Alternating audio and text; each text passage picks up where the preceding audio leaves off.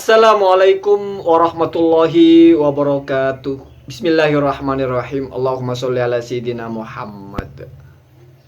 Awalnya ada peristiwa ditemukan Injil Barnabas. Di situ menyebutkan Nabi Muhammad. Di situ menyebutkan tiada Tuhan selain Allah.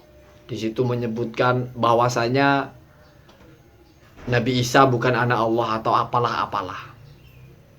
Lalu sebagian dari orang Islam itu bangga gitu, euforia gitu, merayakan ini seolah-olah mampu menyerang telak, mampu memberikan hantaman telak kepada agama Nasrani, bahwasanya di kitab suci kalian saja sudah dinyatakan bahwa Nabi Muhammad itu adalah nabi, pengganti Nabi Isa.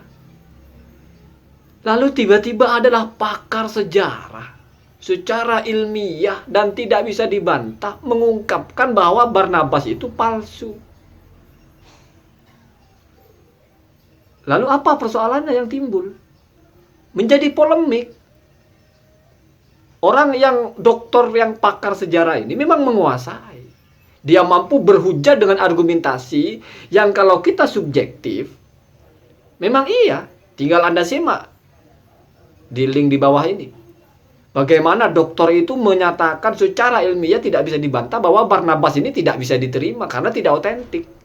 Ada banyak fakta yang bisa ditelaah secara ilmiah bahwa itu bukan Injil yang asli. Kan jadi repot kita. Umat Islam sebagian yang euforia merasa menemukan bukti, ternyata buktinya terbukti palsu. Kalau saya pribadi, santai saja. Kita meyakini bahwa Allah itu tidak punya anak. Bukan karena soal Injil. Kita meyakini Al-Quran. Kitab suci kita. Injil bukan kitab suci kita. Memang kitab suci yang wajib diyakini. Tetapi kita tidak tahu Injil yang mana. Yang jelas Injil yang memang kita sudah nggak lihat barangnya. Pernah ada namanya kitab Injil, kitab Taurat, kitab Zabur. Untuk apa kita mau harus korek-korek ada lo ini lo? Untuk apa? Toh keyakinan kita sudah kuat tanpa butuh penopang.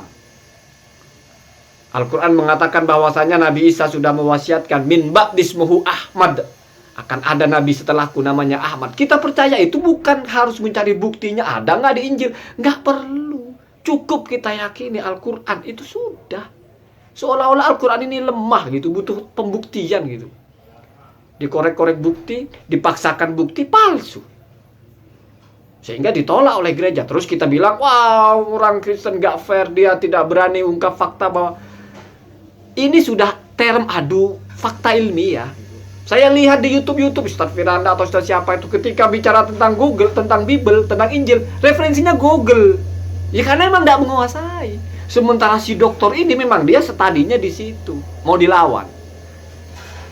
Ya tuh. Ada lagi bapak-bapak itu berkuar-kuar menjelaskan tentang Injil Barnabas kenapa ditolak karena mengungkap fakta.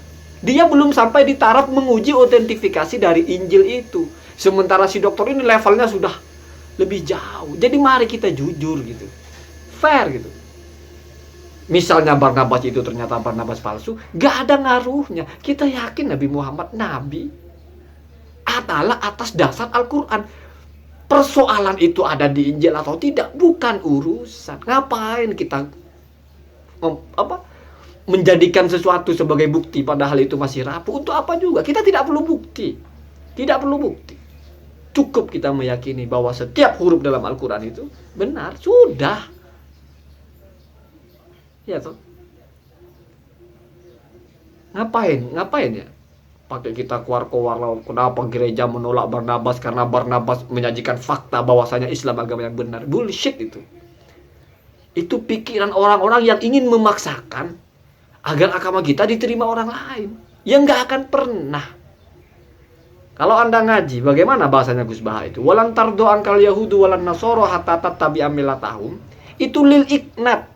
Ikrar dari Allah, isbat dari Allah, bahwasanya ya mereka yang gak akan ikut agamamu. Loh, orang mereka yang mau kamu ikut mereka, kok malah kamu yang ajak dia ikut kamu gitu. Itu masuk dari walantar dolan itu. Tidak mungkin akan mereka itu akan ikut kamu loh. Mereka yang mau kamu yang ikut mereka kok malah kamu ajak. Jadi betul-betul bertolak belakang. Misalnya ada orang diam, kita ajak, ini diam saja di titik ini, mau kita tarik, itu susah memang. Tapi kalau orang ini justru ingin menarik kita juga ke sini, kita ingin menarik dia ke sana, lebih susah. Itu maksudnya iknat gitu. Jadi ya sudahlah gitu. Tidak perlulah kita itu hobi dengan hal-hal yang kita tahunya cuma lewat Google. Coba Anda simak bagaimana dokter ini mampu. Saya kira nggak ada orang Islam yang berani, ustadz-ustadz itu berani berdebat tentang keaslian Barnabas. Orang mereka bukan itu faknya. Kita melacak Barnabas nggak ada kita bisa temukan dalam kitab-kitab Islam. Kitab-kitab Islam itu kan ditulis sejak abad 14 yang 1400 tahun yang lalu baru. Al-Quran, bahkan ditulisnya belum, masih jauh setelah tahun setelah itu, puluhan tahun setelah itu baru ditulis. Apalagi kitab-kitab, model-model kitab rujukan orang Islam, ini kan kitab baru semua. Paling lama ya 1000 tahun atau 1100, 1200. Sementara Injil itu jauh lebih lama. Bahasanya bukan bahasa Arab saja, ada bahasa Ibran lah, bahasa apalah. Dan itu dalam ilmu bahasa itu bisa dilacak gitu. Maka nggak perlu apa namanya. Kita meyakini agama kita karena kita meyakini Al-Quran. Kalau perkara entah ini sama dengan isinya Injil tidak sama, nggak ada urusan. Toh kita tidak tahu itu Injil apa gitu. Misalnya kita wajib meyakini kitab Injil, pasti bukan kitab Injil yang itu, gitu saja sudah gitu. Entah yang asli, entah yang palsu, pokoknya bukan yang itu gitu. Kenapa? Karena kita juga tidak tahu kitab Injil itu seperti apa gitu. Kalau kita tidak tahu seperti apa, mana kita bisa tahu itu asli atau itu palsu? Ya itulah, simpel saja. A'taqidu bi annallaha wahidun lam yalid wa lam yulad wa huwa rabbul alamin wa a'taqidu bi anna Muhammadan nabiyuhu arsalahu khataman nabiyyin. Dan itu menganulir ajaran-ajaran Islam, ajaran-ajaran agama tauhid sebelumnya. Jadi sudah nggak ada lagi ajaran Injil, nggak ada lagi ajaran Taurat, nggak ada lagi ajaran Zabur, sudah menjadi satu ajaran, yaitu ajaran Al-Quran. Ini nggak perlu kita paksa-paksakan. Ini lo sesuai dengan kitab suci kamu, itu ngajak berantem. Tapi kalau kita kalah, repot kan ya, repot.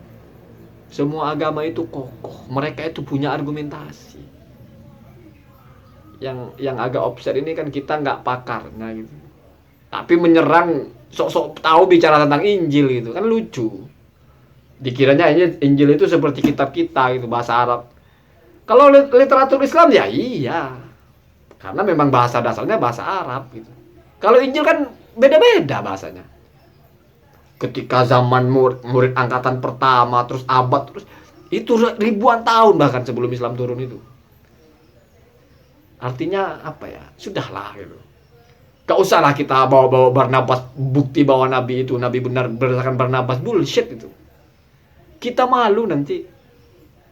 Kita merasa menemukan bukti, ternyata bukti kita palsu. Terbukti bahwa bukti kita itu palsu. Berarti yang kita klaim itu juga palsu hitungannya. Kenapa? Karena berbasis bukti yang palsu. Itu kita yang bodoh. Ya.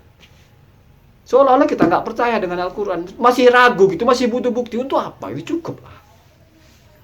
Kita meyakini kitab suci kita. Orang meyakini kitab sucinya urusan mereka ya.